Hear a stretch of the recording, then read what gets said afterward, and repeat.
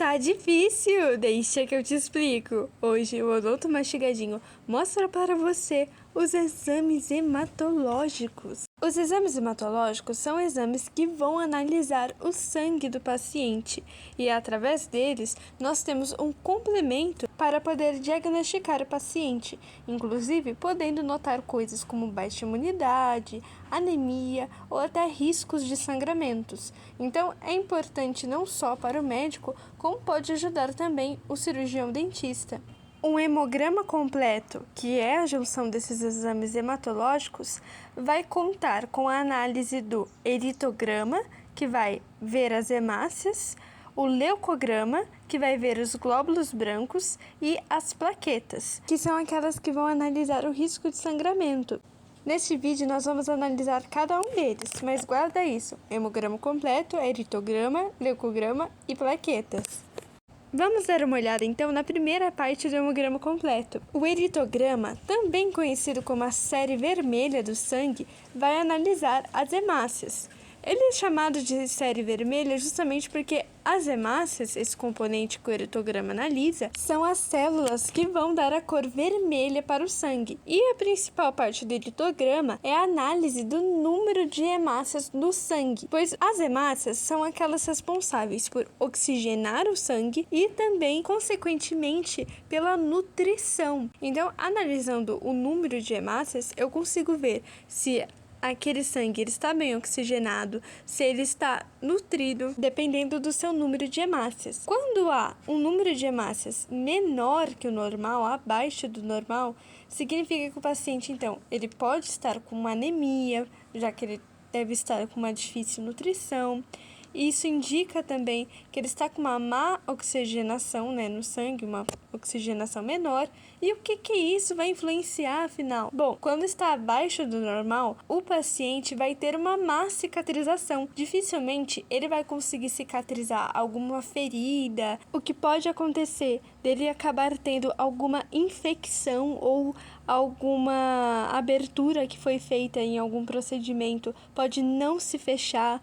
Então, só vai trazer coisas piores para o paciente. Então, se o número de hemácias está menor no exame do paciente, não se realiza algum procedimento cirúrgico ou invasivo. Nesse caso, quando as hemácias estão abaixo do normal, chamamos isso de eritropenia. Caso você esteja com dificuldade, a palavra eritropenia vai juntar a palavra eritograma e penia, que significa abaixo que o normal. Então, sempre que estiver penia no final, significa que é alguma coisa que está abaixo do normal. Mas afinal, e quando a situação for contrária? Ou seja, quando o paciente tem uma quantidade de hemácias acima do normal. Quando a quantidade de hemácias é acima do normal, nós chamamos de eritrocitose. Quando as hemácias estão acima do normal, vai acontecer o risco de coágulos. Os coágulos, pessoal, eles se formam naturalmente para evitar que aconteça alguma hemorragia. Ele é como se fosse uma massinha meio gelatinosa que vai aparecer ali para evitar que aconteça algum sangramento. Só que o problema é que aqui esses coágulos estão sendo formados simplesmente por ter hemácias demais. E aí o problema disso é que quando vai acontecer um processo cirúrgico, a pessoa tem o risco de acabar cortando aquele coágulo sem querer e, com isso, então, rompendo aquele coágulo. E se ela rompe com aquele coágulo, vai acontecer um sangramento. Então, na situação da eritrocitose, também vai se evitar de fazer cirurgias e procedimentos invasivos. Inclusive, pessoal, na eritrocitose também é importante encaminhar o paciente para o médico, já que essa quantidade de hemácias acima do normal pode ser também um problema sério. Pode ser a pessoa estar utilizando um medicamento que vai ativar muitos hormônios, ou pode acontecer até problemas na medula óssea, assim como também outros tipos de doença. Então, é importante encaminhar o paciente para um médico que possa orientá-lo. A segunda parte do eritograma vai analisar o volume corpuscular, que significa medir o tamanho que os glóbulos vermelhos têm, que vai ajudar a confirmar suspeitas que tem no exame. Lembrando, pessoal, que no eritograma pode acontecer uma mudança no volume corpuscular, de estar a menos ou a mais que o normal, mas se isso não apresenta uma alteração na quantidade de hemácias que aquele indivíduo tem, significa então que não é algo grave.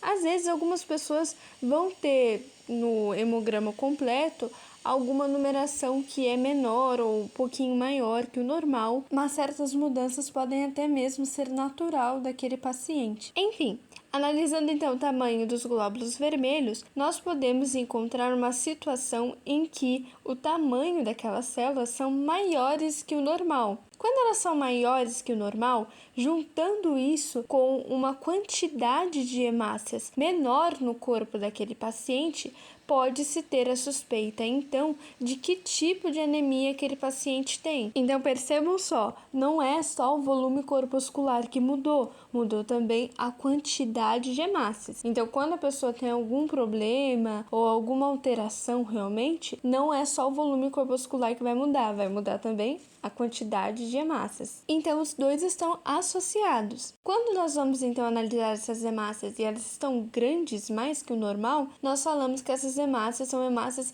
macrocíticas. Então, uma hemácia macrocítica é uma hemácia maior que o normal. E isso pode acontecer por culpa de uma deficiência de nutrientes, sendo o mais comum a deficiência da vitamina B12 e do ácido fólico. Mas para que isso importa para o dentista?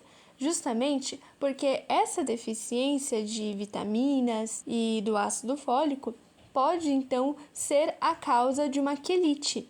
A quelite, ela vai ser um ressecamento que pode vir acompanhado de uma dor, de uma vermelhidão, ou seja, incomoda aquele paciente.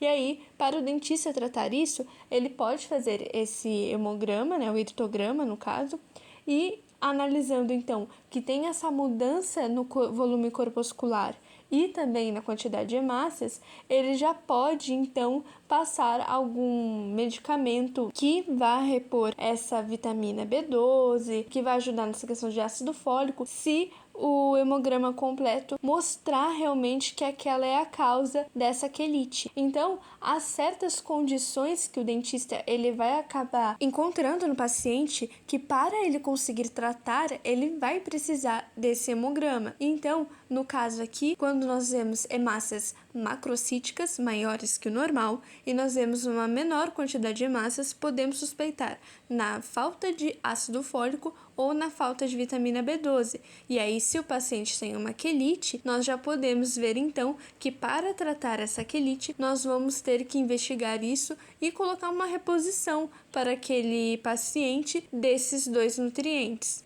Já quando essas hemácias vão estar menores do que o normal, nós vamos chamar essas hemácias de hemácias microcíticas. Então, hemácias microcíticas são aquelas menores que o normal, pequenas. E quando elas são menores que o normal, podem indicar uma anemia por falta de ferro. E essa falta de ferro pode ser, então, a causa de condições como a quelite no ângulo da boca, ou seja, uma quelite que é aquele ressecamento acompanhado de uma dorzinha e vermelhidão, só que no cantinho dos lábios, que seria o ângulo da boca. Outro tipo de situação que pode acontecer é a glossite atrófica. A glossite atrófica vai ser uma despapilação. Lembrando que despapilação vai ser a perda de função da papila. Então, a pessoa vai ter dificuldade de sentir gosto, às vezes texturas. E essa despapilação vai deixar uma superfície lisa e mais clarinha na língua. Sendo assim, pessoal, quando há a presença de hemácias microcíticas menores que o normal,